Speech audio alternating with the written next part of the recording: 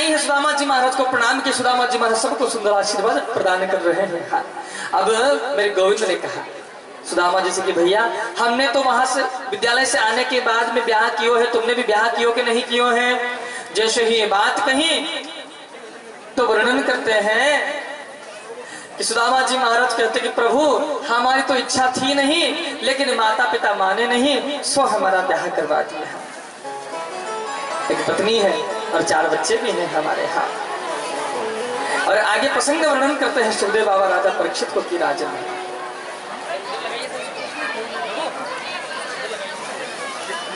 और यहां से आगे प्रसंग वर्णन करते हैं कि महाराज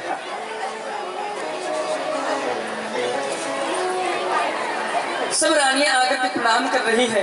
भगवान गोविंद ने कहा भैया देखो आप तो बड़े निष्ठुर हो, हम जानते हो, लेकिन हमारी भाभी जी ने जरूर हमारे लिए कुछ न कुछ भेजा होगा। बताओ तुम लाए हो कि नहीं लाए हो? और सुदामा जी महाराज मन में विचार कर रहे हैं क्या कि यहाँ मुझे इतना सम्मान दिया गया है, मुझे परम मित्र बताया गया है। हाँ देखिए शांति का दान दीजिएगा। हाँ एक एक करके आप चावल चढ़ा दीजिए, लेकिन शांति से चढ़ाइएगा।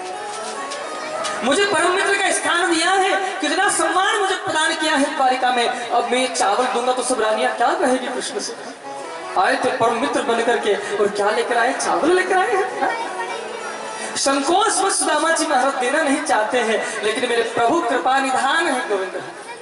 जैसे ही प्रभु ने हाथ बढ़ाया है और चावल की पोटली को खींचे, गरीब कपड़ा था साहब, कपड़ा फट गया और चावल बिखर गए हैं। एक मुट्ठी चावल उठाए हैं मेरे प्रभु ने, पृथ्वी का जितना सुख था सुदामा के भाग कर दिया है। दूसरा मुट्ठी चावल मेरे प्रभु ने उठाया है, ग्रहण किया है, स्वर्ग का जितना सुख था सुदामा के भाग कर दिए। और तीसरी मुट्ठी चावल उठाए हैं और वैकुंठ का सुख प्रभु प्रदान करना चाहे। माता रुक्मिणी ने हाथ पकड़ लिया कि आपके भक्त में बहुत है ये सब, अब प्रदान ना करो प्रभु। वर्णन करते हैं माता रुक्मिणी जी कहती कि कुछ प्रसाद आप हमारे लिए भी छोड़ दीजिए। और ध्यान दीजिएगा वो टूटे हुए चावल का जो टुकड़ा था, साबुत चावल नहीं तो टूटा हुआ चावल का जो टुकड़ा था, उस टूटे हुए चावल के टुकड़े का चौथा भाग माता रुक्मिणी के भाग में आया था प्रसाद के रूप में। माता रुक्मिणी ने जैसे ही वो टुकड़ा अपनी जिह्वा पर रखा है और माता सुशीला को चीर यौवन का आशीर्वाद प्रदान किया है माता लक्ष्मी ने। सुदामा जी महाराज बहुत समय तक द्वारिका में निवास किए। मेरे प्रभु ने विश्वकर्मा महाराज के द्वारा सुदामा जी महाराज की जो कुटिया बनी हुई थी उसे सुंदर भवन बनवाए हैं। बहुत समय के पश्चात सुदामा जी महाराज यहाँ से अपने नगर के लिए प्रस्थान किए हैं। ऐसी अलौकिक कथा का यहाँ पर निरूपण किए हैं। सुदामा जी महाराज बहुत समय तक द्वारिका में निवास किए हैं, बहुत प्रसन्नचित रहे दोनों मित्र आपस में। और जब मेरे प्रभु सुदामा जी महाराज यहाँ से प्रस्थान किए, मेरे गोविंद एक थाल लेकर के आए हैं जिसमें रोली चावल लेकर के आए हैं। सुदामा जी महाराज का तिलक समर्पण किए हैं और भाई भाव भीनी विदाई यहाँ सुदामा जी महाराज की। एक बार पुनः मेरे गोविंद का मिलन सुदामा जी महाराज के नगर में, मेरे सुदामा जी महाराज की पर्ण जो महल बना हुआ है बड़ा सुंदर, वहां पर मिलन होता है मेरे भक्त और भगवान का। ऐसी अलौकिक कथा का यहाँ निरूपण है। प्रेम से बोलेंगे बोलो राधे राधे। तो आप सभी शांति का दान दीजिएगा।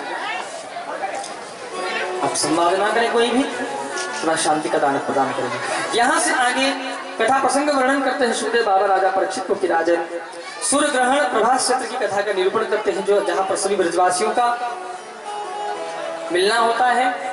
जहाँ पर मेरे गोविंद ने पेट दर्द का नाटक किया है और माता राधा रानी ने, श्री राधा किशोरी जी ने अपने पांव का प्रक्षालन करके जल दिया है। मेरे गोविंद ने माता राधा रानी की महिमा सब अपनी पत्नियों को वर्णित की है। ऐसी कथा का निरूपण है।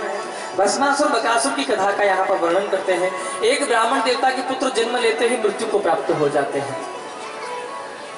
भगवान श्री कृष्ण और अर्जुन जी महाराज पधारे हैं और शेषनारायण भगवान के धाम से ब्राह्मण पुत्र को लेकर के पधारे हैं और लाकर के ब्राह्मण देवता को प्रदान किए। शेषनारायण भगवान ने अर्जुन से और भगवान श्री कृष्ण से कहा कि आप दोनों नर और नारायण के अवतार हो, सो आपके दर्शन करने के लिए ब्राह्मण देवता के पुत्र मैं लेकर के आया था, ये पुत्र लेकर के जाइए।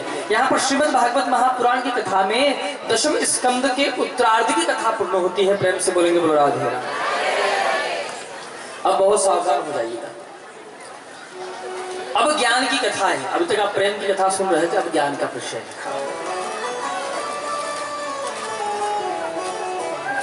एकादश स्कंद में भगवान ने अपने ही वंश को श्राप लगवाया। भगवान के पुत्र है जिनका नाम है शांब। पेट पर कपड़े बांध लिए, गर्भवती स्त्री होने का नाटक किया।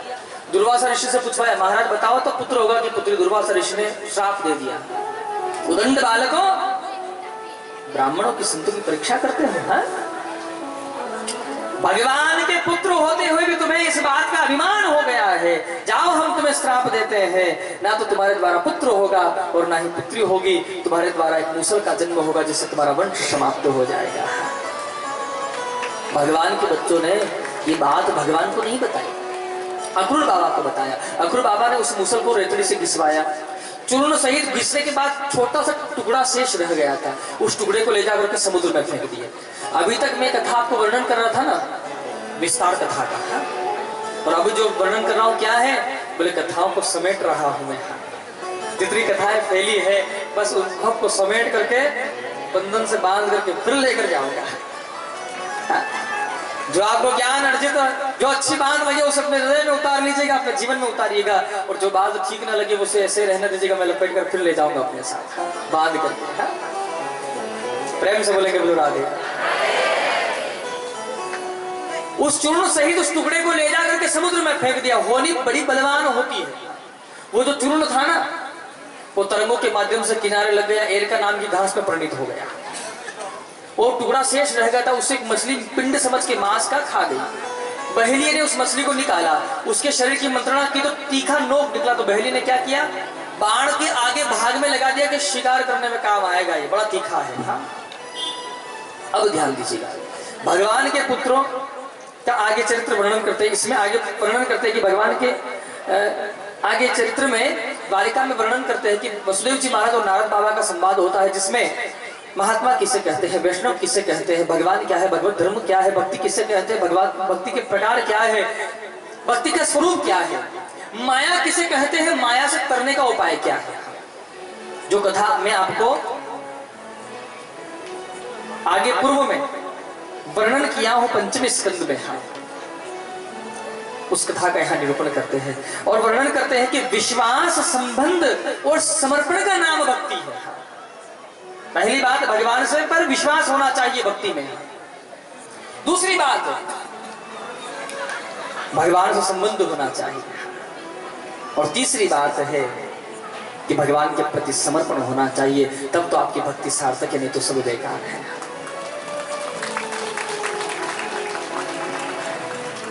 आगे वर्णन करते हैं कि द्वारिका में उत्पात होने लगा। भगवान के पुत्र मदिरा पान कर लिए। मदिरा पान होने के बाद बोलने का ज्ञान नहीं रहता है। भगवान के पुत्र आपस में लड़ने लगे। अस्त्र शस्त्र जब समाप्त हो गए, इसी एरका नाम की घास से इन्होंने लड़ना प्रारंभ किया। भगवान के कृष्ण और बलराम उनको समझाने के लिए दौड़े, तो भगवान के पुत्रों ने भगवान को ही मारना चाहा। भगवान मुझे टीले पर चढ़ करके बैठ गए, जो होना सा होने दो जाओ। कृष्ण और बलराम देख रहे हैं और गोविंद के देखते ही देखते भगवान का वंश समाप्त हो गया। अब आगे वर्णन करते हैं, यदु महाराज और दत्तात्रेय भगवान का उपाख्यान का वर्णन करते हैं, जिसमें 24 गुरु है। कृष्ण उद्धव संवाद होता है, जिसमें मैं आपको कथा तृतीय स्कंद में कथा का निरूपण किया हूं। यहाँ दत्तात्रेय भगवान ने 24 गुरु बनाए हैं, बहुत सावधानी से सुनिएगा। पृथ्वी, वायु, आकाश, अग्नि, जल, चंद्रमा, सूर्य, कपोत पंछी, अजगर, समुद्र, पतंगा, मधुमक्खी, हिरणी, भंवरा, पतंगा, मछली, पिंगला वेश्या, कुकुर पक्षी, बालक, कुंवारी कन्या, सांप, भृंगिक कीट। मैंने भी आपको 24 नाम बताए हैं। हाँ, इनमें एक अवगुण है। मछली जिह्वा स्वाद के कारण मारी जाती। मछली पकड़ने वाले कैसे पकड़ते हैं, मांस का टुकड़ा लगा करके डालेंगे, उस टुकड़े को स्वाद के चक्कर में वो अपने प्राण गवा देती है। हिरण माना जाता है श्रवणेंद्रिय के द्वारा, मधुर संगीत सुनने का शौकीन होता है हिरण, मुग्ध हो जाता है और शिकारी बाण मार देता है। कामासक्त होकर के एक हाथी मारा जाता है। जिह्वा स्वाद के कारण मछली मारी गई। रूप पर मोहित होकर के पतंगा मारा गया है। आप दीपक जलाते तो बहुत सारे कीड़े आते हैं ना उस प्रकाश के पास में, और क्या पंख जल जाते, मर जाते हैं। पतंगा रूप पर मोहित होकर के मारा गया है। संग्रह करने के कारण मधुमक्खी मारी जाती है, कहां कहां से रस ढूंढ करके लाती है, ला करके अपने बच्चों के लिए अपने छत्ते में ला के लगाती है, और कोई व्यक्ति जाता है पूरे घर को तहस नहस कर देता है और रस निकाल लाता है। इनमें एक अवगुण है प्यारे, नासिका सुगंधी के कारण भंवरा मारा जाता है। कमल पुष्प पर बैठा है, सूर्यास्त होते ही कमल पुष्प बंद हो जाता है, वहीं पर घुट करके वो मर जाता है। ये एक अवगुण है इन सभी जीवों के अंदर, जिस कारण ये जीव अपने प्राण त्याग। लेकिन मनुष्य जीवन में रूप पर मोहित ये हो जाता है, कामासक्त ये हो जाता है, जिह्वा स्वाद ये करता है, श्रवण इंद्रिय पर मोहित ये हो जाता है, कामासक्त ये हो जाता है, हाँ? संग्रह ये करता है। ये सारे अवगुण इस मनुष्य जीवन में है। हाँ, इस जीव को क्या करना चाहिए कि देखे ना इंद्रियों के ना घोड़े भगे, और रात दिन इनको संयम के कोड़े लगे, अपने रथ को सुमार्ग चलाते चलो, कृष्ण गोविंद गोपाल गाते चलो, कृष्ण गोविंद गोपाल। आप मत गाइएगा, गला बैठ जाएगा। भगवान का स्मरण करते रहे और सुमार्ग पर गुरु के वचन को आश्रय मान करके जीवन को चलाते रहे। प्रेम से बोलेंगे बोलो राधे।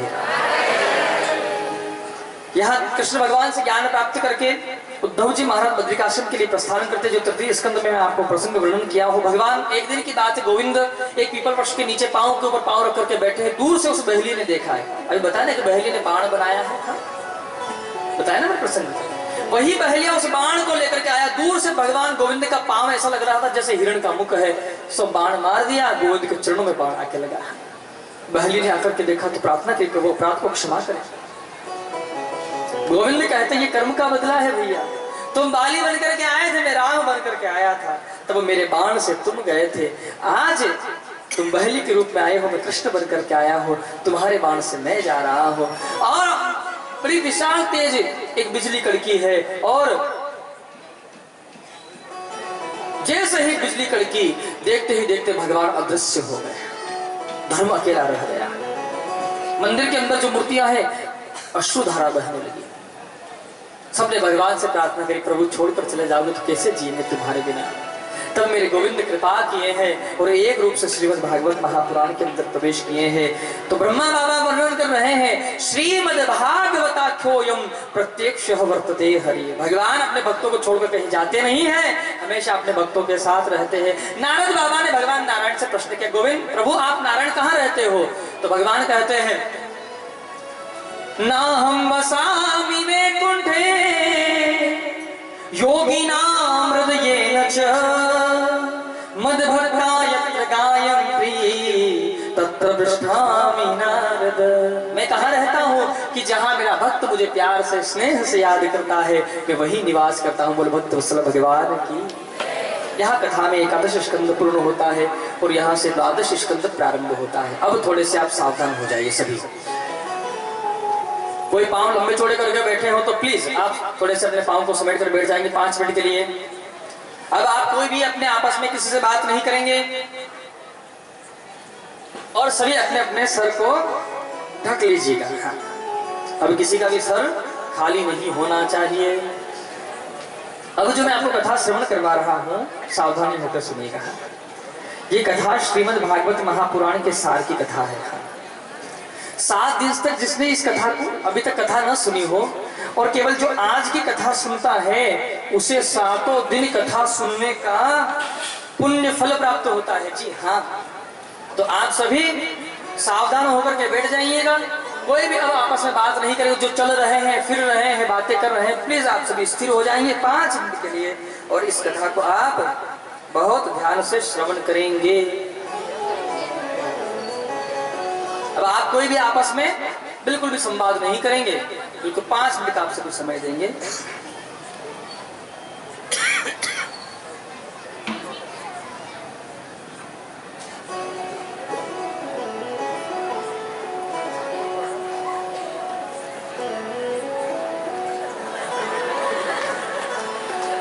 समझ गए गया भाई कि क्यों मुस्कुरा रहे हो।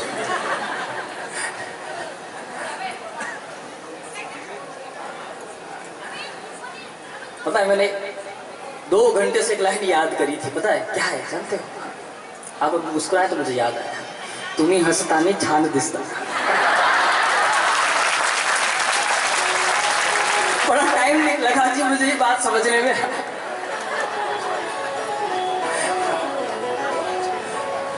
लेकिन देखो हाँ, रंग चढ़ने में टाइम लगता है, प्रयास करूंगा लग जाए हवा, और यहाँ की हवा लगेगी तो भाई भाषा भी सीख ही जाएंगे। अब थोड़ा सा शांत रहिए आप सभी, तो इस कथा को आप सभी श्रवण करेंगे। सर्वप्रथम द्वादश स्कंद में सुखदेव बाबा ने राजा परीक्षित जी को कथा प्रसंग श्रवण करवाइए। बिल्कुल हलचल आप नहीं करेंगे, सावधान होकर के सभी कथा को सुनेंगे। श्रीमद् भागवत महापुराण के 10 लक्षणों का वर्णन किए हैं, जिसमें सर्ग, विसर्ग, स्थान, पोषण, उति, मनवंतर कथा, ईशानु कथा, निरोध, मुक्ति और आश्रय की कथा का निरूपण किया है। बोली श्री बाल कृष्ण की जय हो।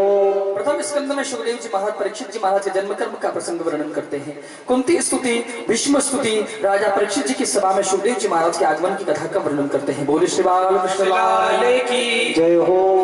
द्वितीय स्कंद में सत्यो मुक्ति का वर्णन करते हैं, क्रम मुक्ति का वर्णन करते हैं, ब्रह्मा की उत्पत्ति और चतुश्लोक श्रीमद् भागवत महापुराण की व्याख्या का वर्णन करते हैं। बोली श्री बाल कृष्ण की जय हो। तृतीय स्कंद में विदुर मैत्री संवाद, कपिल देवहूति संवाद, हिरण्याक्ष आदि कथा का वर्णन करते हैं। बोली श्री बाल कृष्ण की जय हो। चतुर्थ स्कंद में सत्य चरित्र का वर्णन करते हैं, जिसमें ध्रुव चरित्र का आगे चलकर वंश वर्णन करते हैं, ध्रुव जी महाराज के वंश का निरूपण वर्णन करते हैं। बोली श्री बाल कृष्ण की जय हो। पंचम स्कंद में प्रिवृत्त चरित्र का वर्णन करते हैं, अग्निद्र महाराज के चरित्र का वर्णन करते हैं, नबी महाराज के चरित्र का वर्णन करते हैं, श्री भरत जी महाराज के चरित्र का वर्णन करते हैं, जड़ भरत महाराज, रघुगण महाराज का वर्णन, खगोल भूगोल का वर्णन और 28 नरकों की कथा का यहाँ निरूपण करते हैं। बोली श्री बाल कृष्ण की जय हो। छठवें स्कंद में सर्वप्रथम अजामिल उपाख्यान, गुरु हत्या का परिणाम और मधुगुण की उत्पत्ति की कथा का निरूपण करते हैं। बोल श्री बाल कृष्ण की जय हो। सातवें स्कंद में प्रहलाद चरित्र नरसिंह देव की कथा का वर्णन करते हैं। बोल श्री बाल कृष्ण की जय हो। आठवें स्कंद में गजेंद्र उपाख्यान, समुद्र मंथन, वामन चरित्र और मत्स्य अवतार की कथा का निरूपण करते हैं। बोल श्री बाल कृष्ण की जय हो। नौवें स्कंद में सूर्यवंश का वर्णन करते हैं, भगवान श्री राम जी की कथा का यहाँ वर्णन करते हैं और सूक्ष्म रूप से भगवान कृष्ण कथा का वर्णन करते हैं। बोल श्री बाल कृष्ण की। 10वें स्कंद में प्रभु श्री बालकृष्ण लाल की लीलाओं का विस्तार से वर्णन है, जिसमें गोकुल लीला, वृंदावन लीला, मथुरा लीला, द्वारिका लीला, भगवान की लीलाओं का विस्तार से वर्णन और प्रभु की करुणा कथा का गान करते हैं। बोल श्री बाल कृष्ण की जय हो। 11वें स्कंद में नवयोगेश्वर संवाद, कृष्ण उद्धव संवाद, यदुवंशों को श्राप लगने की कथा का वर्णन करते हैं, यदुवंशों का आपस में संहार, भगवान का स्वधाम गमन, उद्धव जी महाराज का बद्रिकाश्रम के लिए प्रस्थान कथा का निरूपण करते हैं। बोल श्री बाल कृष्ण की जय हो। 12वें स्कंद में कलयुग के दुर्गुणों का वर्णन करते हैं, जिसमें नाम महिमा का वर्णन करते हैं। उसके बाद सुखदेव जी महाराज का परीक्षित को अंतिम उपदेश, वहां से प्रस्थान, तक्षक सर्प के द्वारा डस जाने से उनकी मृत्यु मोक्ष की कथा का यहाँ निरूपण करते हैं। आस्तिक मुनि के द्वारा उनको समझाने की कथा का निरूपण है और प्रलय के दर्शन किए हैं माया के द्वारा। श्री मार्कंडेय ऋषि की कथा का यहाँ निरूपण है। अंत में से सूत जी महाराज वर्णन करते हैं, ऋषिवरों, हरि अनंत, हरि कथा अनंता, भगवान अनंत है, भगवान का चरित्र अनंत है, भगवान के भक्त अनंत है। आगे वर्णन करते हैं कि श्रीमद् भागवत महापुराण एक ऐसा धर्म ग्रंथ है जिसको श्रवण करने से, पठन पाठन और मनन करने से जीव को भक्ति, ज्ञान और वैराग्य की प्राप्ति होती है। जीते जी कोई भी व्यक्ति अनुसरण करे किसी भी ग्रंथ का तो उसे जगत में, जीवन में मोक्ष प्राप्त हो सकता है, भगवान का परम पद प्राप्त हो सकता है। लेकिन मृत्यु के पश्चात अगर कोई प्रेत योनि को प्राप्त हो गया हो तो उसकी मुक्ति के लिए केवल श्रीमद् भागवत महापुराण ही एक ऐसा धर्म ग्रंथ है जिससे उसकी मुक्ति हो सकती है। हाँ, ऐसी कथा का यहाँ निरूपण है। आगे एक श्लोक का गान करते हैं, आइए सभी श्लोक का गान करेंगे, मेरे साथ सभी गाएंगे बड़े प्रेम से। हाँ, ओम नाम संकीर्तनम यस्य सर्व पाप प्रणाशनम प्रणामो दुख संनस्त्वम नमामि हरि पर, नमामि हरि पर, नमामि हरि पर, नमामि हरि पर, नमामि हरि पर, नमामि हरि पर। श्री लाल कृष्ण लाल की जय, श्री हरि लाल की जय हो, हरि लाल की जय हो, भक्त और भगवान की जय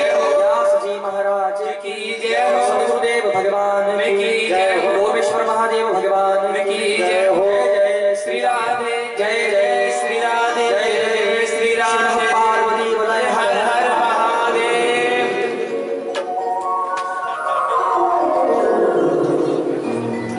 बोलिए बाबा बिहारी लाल की जय हो। देखिए कल यहाँ पर हवन सुबह 6 बजे है। हवन जो होगा सुबह 6 बजे है, ठीक है जी। सुबह 6 बजे हवन है। जिस माता बहन को आना चाहे हवन में आ जाए। सुबह 6 बजे हवन है। और अब भैया हमारे जो व्यवस्थापक है यहाँ व्यवस्था करेंगे। माताएं बच्चा एक नहीं आएगा। माताएं हमें एक एक करके महाराज जी को जो भेंट दक्षिणा देना है वो दे और सीधे ऐसे परिक्रमा करके निकलते रहे, अपनी जगह पे बैठते रहे। यहाँ से जो चावल प्रसाद आपको मिलेगा, जो चावल प्रसाद आपको मिलेगा, वो चावल प्रसाद आपको अपने कपड़े में बांध करके खजाने में रख रहे हैं। थोड़े चावल में डालने हैं, जिससे बरकत के लिए दिए जाते हैं। यहाँ से जो बरकत के चावल मिलेंगे वो सब माताएं अपने चावल वहां से लेंगे, हम देंगे पल्ली तरफ से। और जो आए और महाराज जी को जो विदाई दक्षिणा जो देनी चाहे वो अपना आकर दे और एक एक निकलते जाए और अपनी जगह में बैठते चले जाए। और एक एक करके माता यहाँ में ज्यादा हुल्लड़ न करे, जगह उनाए और पीछे लाने को काम है। अम्मा हाँ जो रही बात है, धीरे धीरे यहाँ में एक एक करके पहले हमारे दम से